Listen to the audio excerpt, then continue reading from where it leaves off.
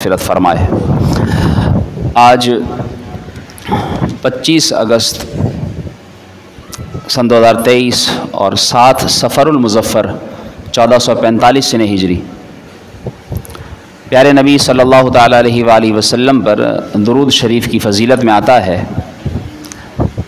آپ نے فرمایا جو مجھ پر 100 مرتبہ درود پاک پڑھے گا اللہ تعالیٰ اس کی 100 حاجتیں پوری فرمائے گا، 30 دنیا کی اور 70 آخرت کی۔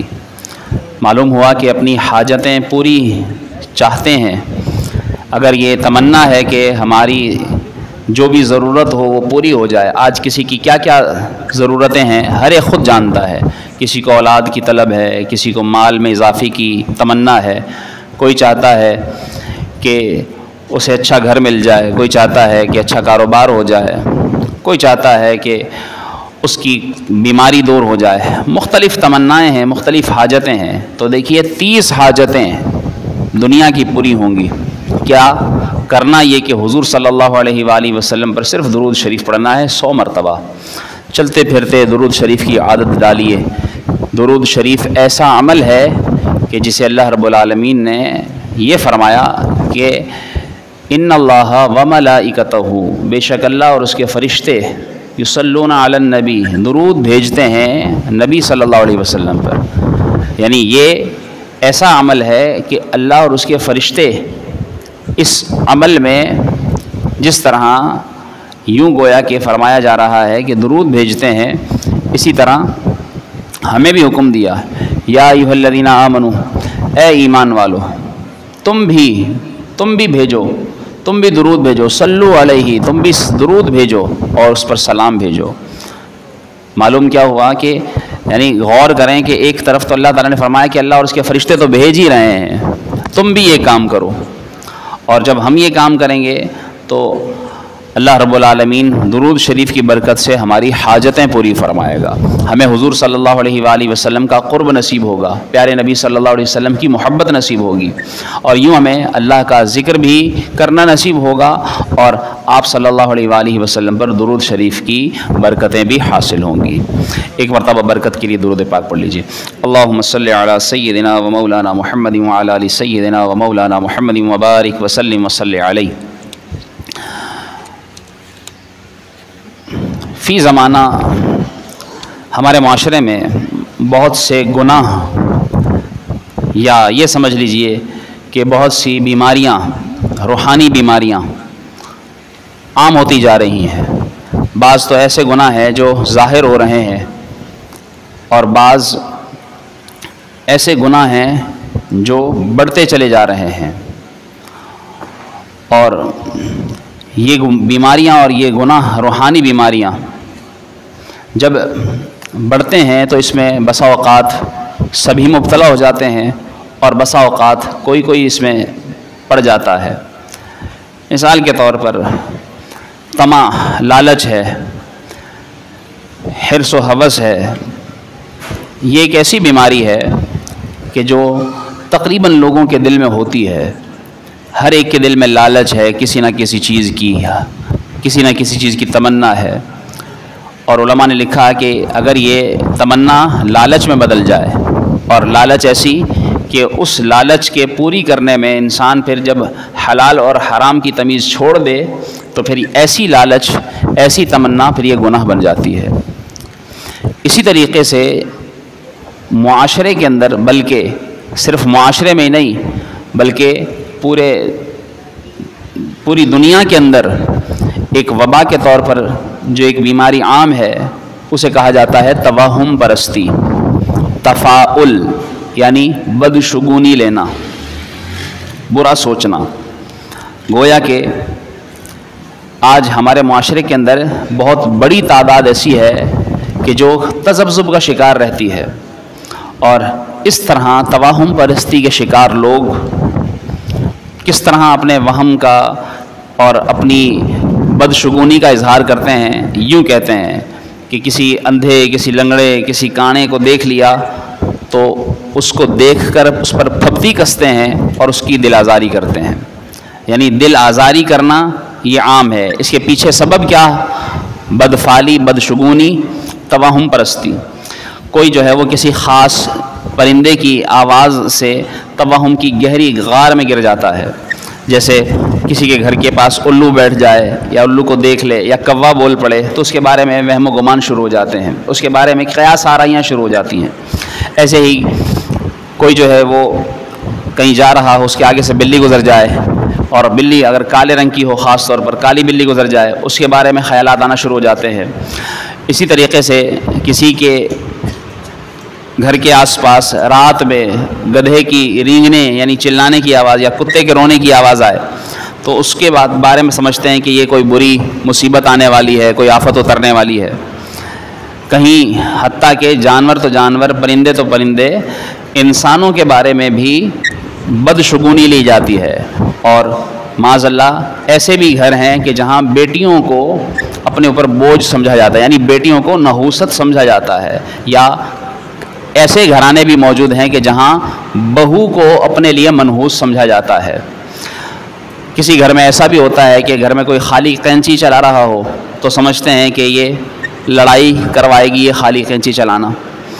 کہیں اگر کوئی خاص نمبر، کوئی خاص عدد ہے تو اس کو سمجھتے ہیں کہ یہ خاص عدد یا یہ خاص نمبر ہمارے لیے کسی پریشانی کی وجہ بن جائے گا۔ حتیٰ کہ کسی گھر کے اندر برتن ٹکرائے تو برتن ٹکرانے کو بھی یہ سمجھتے ہیں کہ اس سے آپس میں گھر میں لڑائی ہوگی۔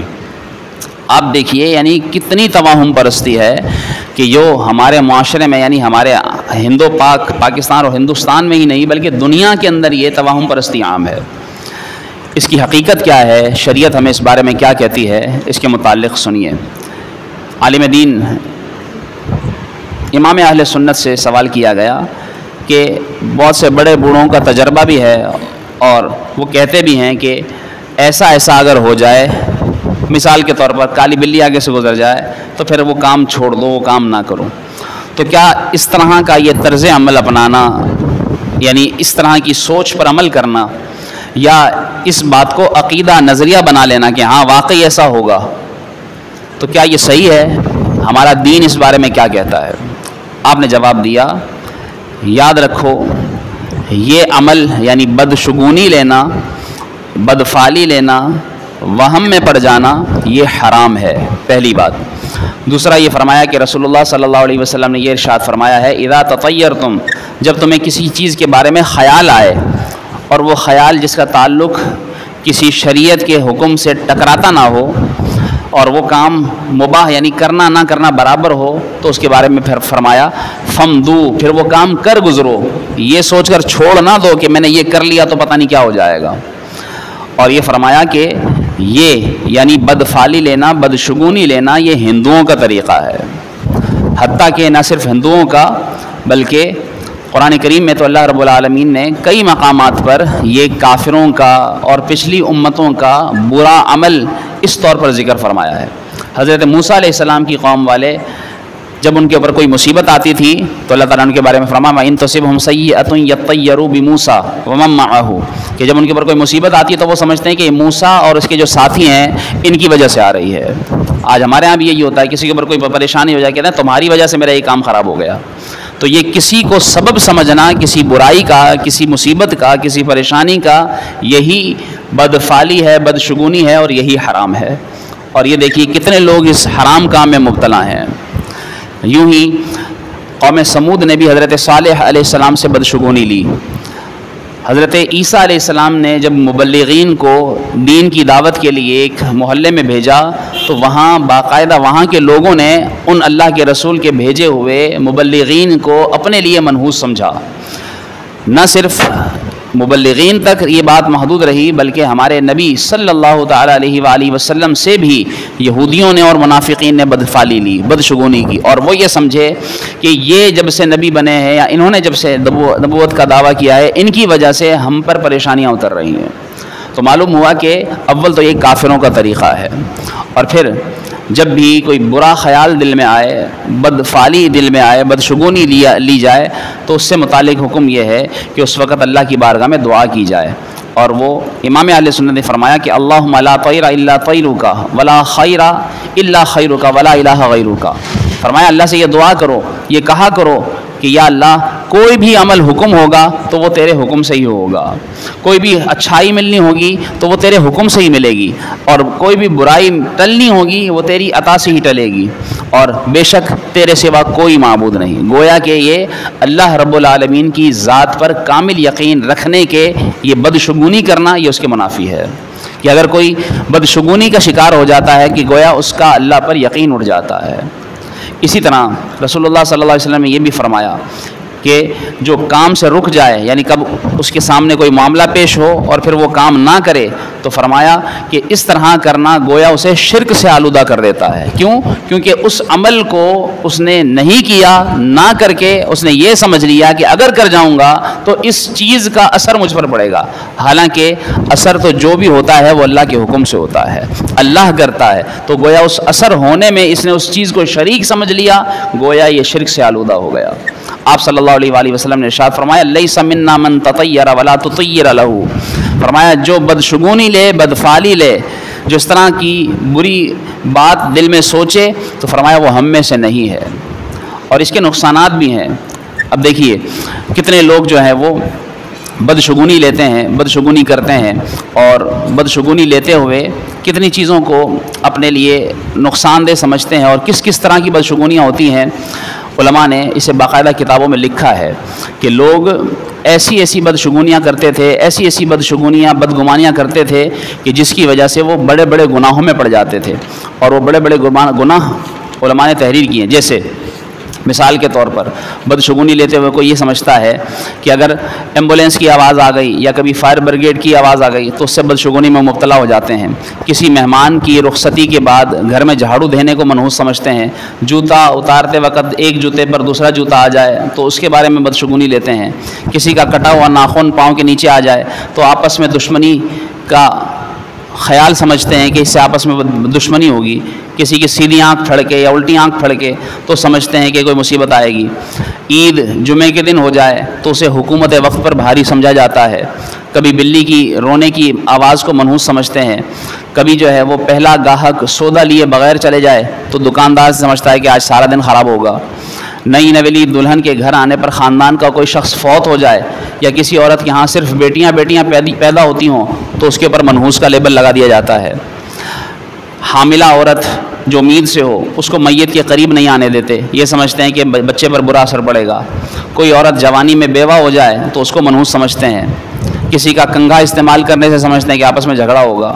خالی برتنوں یا چمچ کے آپس میں ٹکرانے سے سمجھتے ہیں گھر میں لڑائی جھگڑا ہوگا۔ جب بادلوں میں بجلی کڑک رہی ہو اور اس وجہ سے بڑا بچہ یعنی جو پہلا بچہ ہو وہ گھر میں سے باہر نکلے تو سمجھتے ہیں کہ بجلی اس پر گر جائے گی، اس کو سمجھتے ہیں کہ اس کو بچاؤ۔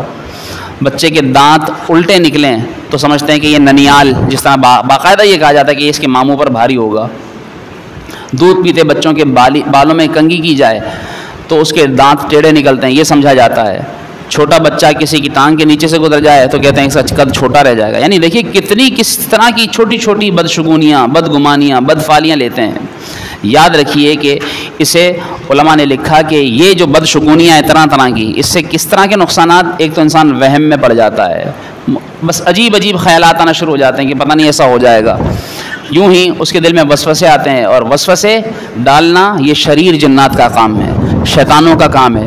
انسان کے دلوں میں وسوسے آتے ہیں، کتنے لوگ وسوسوں میں پڑے رہتے ہیں، وسوسوں کی وجہ سے ان کی نماز بھی خراب ہو جاتی ہے بسا اوقات۔ ایسے ہی وہ ڈر میں، عجیب قسم کے خوف میں مبتلا ہوتے ہیں۔ بسا اوقات یہ بدشگونی انہیں اپنے قریبی رشتہ داروں سے دشمنی کے اندر ڈال دیتی ہے، ان کے دل میں کدورت آ جاتی ہے ان سے، ان کی اس طرح کی بدشگونی توکل میں کمی کا سبب بنتی ہے۔ اللہ پر بھروسہ نہیں رہتا، اللہ پر بھروسہ کم ہو جاتا ہے، ٹوٹ جاتا ہے، اس کا تقدیر پر ایمان کمزور ہو جاتا ہے۔ پھر اگر وہ اپنے کسی کام کے اندر ناکامی دیکھ رہا ہے تو ناکامی کی وجہ جو ہے وہ اس کی بسا اوقات نا تجربے کاری ہوتی ہے، یا اس کام کو وہ مسلسل استقامت سے نہیں کر رہا ہوتا، لیکن وہ کام کے اندر ناکام ہونا، اپنی جو کوتاہیاں ہیں ان کو نہیں سمجھتا، یہ سمجھتا ہے کہ اس کی وجہ سے میرے اوپر یہ ناکامی آ رہی ہے، اس کی وجہ سے میرے اوپر یہ ناکامی آ رہی ہے۔ ایسے ہی گھر کے اندر اگر جھگڑے ہیں، ناچاقی ہے، تو وہ یہ سمجھتے ہیں کہ یہ ناچاقی، یہ جھگڑے اس فلاں بندے کی وجہ سے ہو رہے ہیں، اور اس طرح لوگوں کے گھروں کے اندر جھگڑے، حتیٰ کہ ایسے بھی معاملات دیکھے گئے ہیں کہ طلاقیں تک ہو جاتی ہیں۔ تو آپ دیکھیے کتنے نقصانات ہیں بدشگونی کے. یہ سفر المظفر کا مہینہ، اس مہینے کو اپنے لیے منحوس سمجھا جاتا ہے. اس کو سمجھتے ہیں کہ اس مہینے کے اندر پریشانیاں آئیں گی، مصیبتیں آئیں گی، پریشانیاں اتریں گی، بلائیں اتریں گی. سورہ مزمل کا ورد کروایا جاتا ہے، کالے چنے پڑھوائے جاتے ہیں، اور کوئی بڑا کام کاروباری معاملہ طے نہیں کرتے، رشتہ داریاں نہیں کرتے، کوئی بڑا سفر نہیں کرتے. دیکھیے کس قدر لوگوں کے وہم و گمان کے اندر غلط باتیں بیٹھی ہوئی ہیں. علماء نے لکھا یہ ایسا کچھ بھی نہیں ہے. نہ کسی انسان کو منحوس سمجھنا چاہیے، نہ کسی کام کو، کسی جانور کو، کسی پرندے کو، اور کسی وقت کو، کسی جگہ کو، کسی نمبر کو، کسی بھی چیز کو منحوس ہرگز نہیں سمجھنا چاہیے. اس کے متعلق واقعات بھی بڑے ملتے ہیں. واقعات میں سے ایک بادشاہ تھا، اس کے بارے میں کہ اسے اس کی قوم نے، اس کے رعایا نے، اس کے وزراء نے، کسی نے بتایا درباریوں میں سے کہ ہمارے ملک کے اندر ایک کالا شخص ہے. وہ کالا شخص بڑا منحوس ہے، اس کو جو بھی کوئی دیکھتا ہے اس کا کام خراب ہو جاتا ہے. اس بادشاہ نے کہا کہ اس کو ملک سے نکال دو. تو کسی وزیر نے جو سمجھدار تھا اس نے یہ مشورہ دیا کہ نکالنے کی بجائے ایک دفعہ اس کو آپ آزما کر تو دیکھیں. کہتے ہیں کہ وہ بادشاہ نے کہا کہ ٹھیک ہے، کل صبح اسے تم سب سے پہلے مجھ سے ملوانا. صبح ہوئی، اس شخص کو بادشاہ کے سامنے لایا گیا. وہ بادشاہ جب اس سے ملنے کے لیے کھڑا ہونے لگا اور اس نے جوتوں میں پاؤں ڈالا تو کوئی بچھو اس جوتے میں تھا، اس نے اس کے پاؤں پر کاٹ لیا. اور یہ بادشاہ، اس کا یقین اور بڑھ گیا. اس نے کہا کہ بات تو سچی ہے، میں نے اس کا منہ دیکھا اور مجھے صبح یہ مصیبت آ گئی. جس طرح ہمارے ہاں کوئی بھی مصیبت آ جائے صبح ہمارے منہ سے یہ نکلتا ہے، پتہ نہیں آج صبح کس کا منہ دیکھا تھا. کتنی بدشگونی ہے. اس نے بھی یہی بات کہی. اس نے کہا کہ اس کو ملک سے نکال دیا جائے. واقعی یہ شخص منحوس ہے. اس وزیر نے پھر اس شخص کو، اس بادشاہ کو یہ جواب دیا کہ بادشاہ سلامت جان کی امان پاؤں تو ایک بات کہوں. بادشاہ نے کہا کہو. بادشاہ سلامت آپ ٹھنڈے دل سے یہ سوچئے، جس طرح آپ نے آج صبح اس کو دیکھا، اس کی وجہ سے آپ یہ سمجھ رہے ہیں کہ بچھو نے کاٹ لیا آپ کے پاؤں پر، تو اس نے بھی تو آپ کو دیکھا ہے آج صبح، اس نے بھی تو سب سے پہلے آپ کو دیکھا ہے، آپ سے اس کی ملاقات ہوئی ہے، اور اس وجہ سے اس کو ملک سے نکالا جا رہا ہے. تو یہ اس کے لیے بھی تو بڑی مصیبت ہے. تو آپ فیصلہ یہ کیجئے خود سے کہ منحوس آپ ہیں یا یہ ہے. اب اس شخص کو، بادشاہ کو سمجھ میں آ گئی کہ واقعی انسان کوئی منحوس نہیں ہوتا. یہ انسان کی اپنی سوچ ہوتی ہے کہ جس کی وجہ سے انسان کسی بھی کام کو اپنے اوپر منحوس سمجھ لیتا ہے. ایسے ہی ایک شخص تھا، اس نے کہا کہ میری شادی ہوئی، نئی شادی، اب میرے ذہن میں یہی گمان، یہی خیال کہ میرے چچا کے ہاں 7 بیٹیاں، میرے بڑے بھائی کے ہاں 9 بیٹیاں، یعنی ہمارے خاندان میں بیٹیاں زیادہ ہوتی تھیں. مجھے یہ ڈر لگا ہوا تھا کہ پتہ نہیں میرے ہاں کیا ہوگا. کہتے میں اس گمان میں تھا، لیکن میں نے اپنے اس گمان کو جھڑکا کہ خاندانی عمل، خاندانی معاملہ یہ اپنی جگہ، لیکن اللہ کے حکم سے ہوگا جو کچھ ہوگا.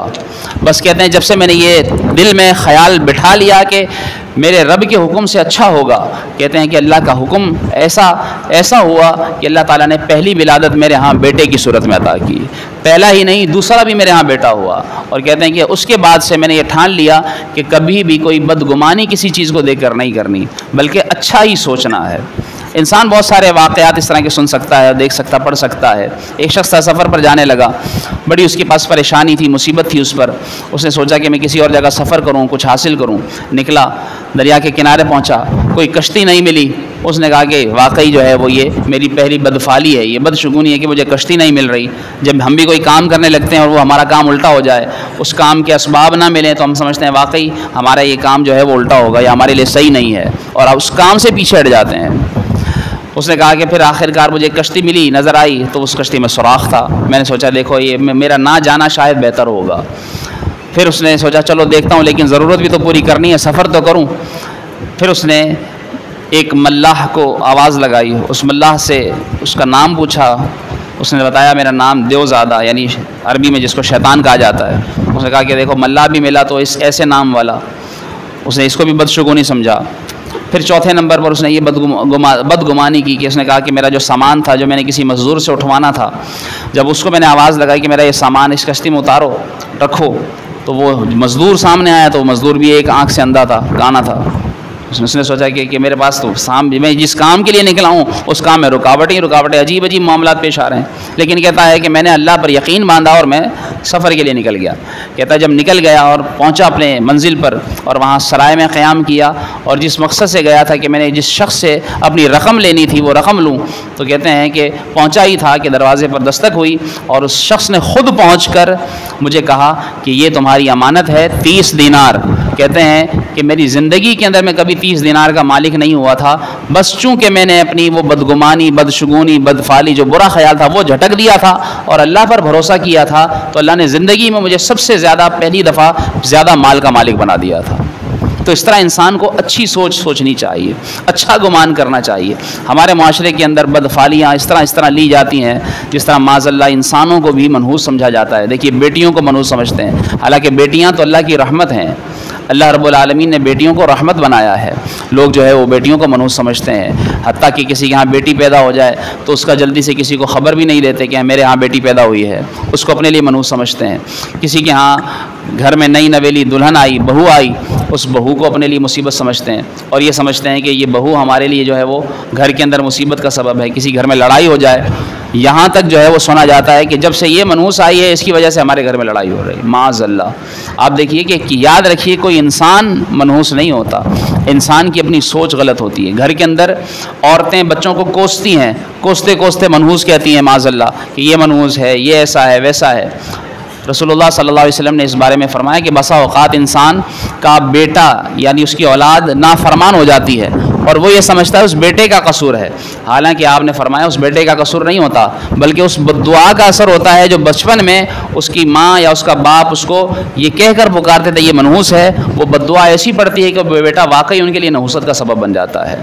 تو اس لیے اس کی بددعا کا اثر ہے۔